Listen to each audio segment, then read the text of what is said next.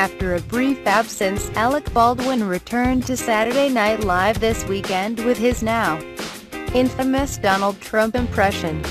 But it was Melissa McCarthy's unexpected arrival as the White House press secretary Sean Spicer that was the show's finest and most necessary satire this week. McCarthy's Spicer came out yelling at the assembled press corps, pounding gum and tossing out threats to the journalists while admitting that "I don't talk so good." It was an inspired piece of casting. McCarthy, who's become a reliable SNL host in recent years, excels at characters who teeter right on the edge of sanity. With Spicer, she's found a perfect real-world example of someone barely keeping it all together. Addressing Trump's primetime announcement for his Supreme Court nominee, he assured the press, "Everyone was smiling, everyone was happy, the men all had erections, and every single one of the women was ovulating left and right." Spicer even turned to prop comedy at one point, explaining the president's fight against radical loose lambs with stuffed animals and resorting to squirting a reporter with a water gun. With a celebrity cameo and the topical subject matter, it felt like a cold open. It even ended with a fake live from New York, and probably should have been.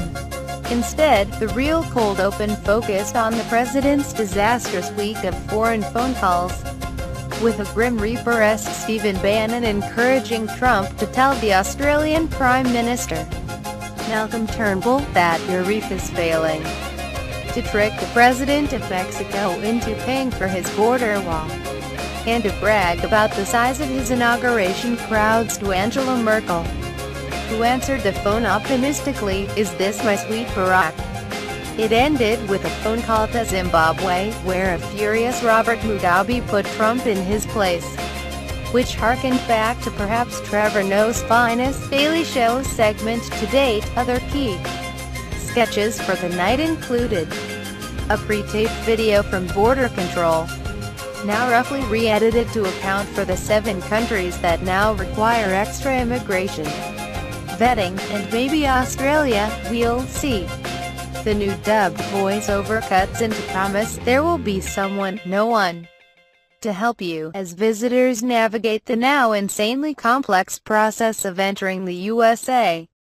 Seemingly innocuous take on brotastic football commercials, where a complacent wife, Vanessa Bayer, who promises to bake up some frozen foods for her hungry guys, turns sexy and quite sweet when she falls for her husband's friend's sister.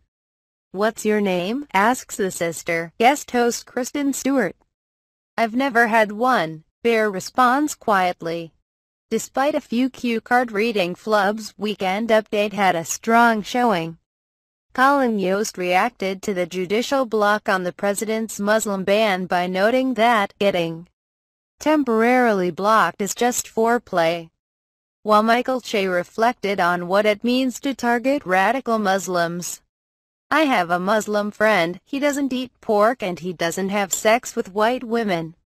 To me, that's mad radical."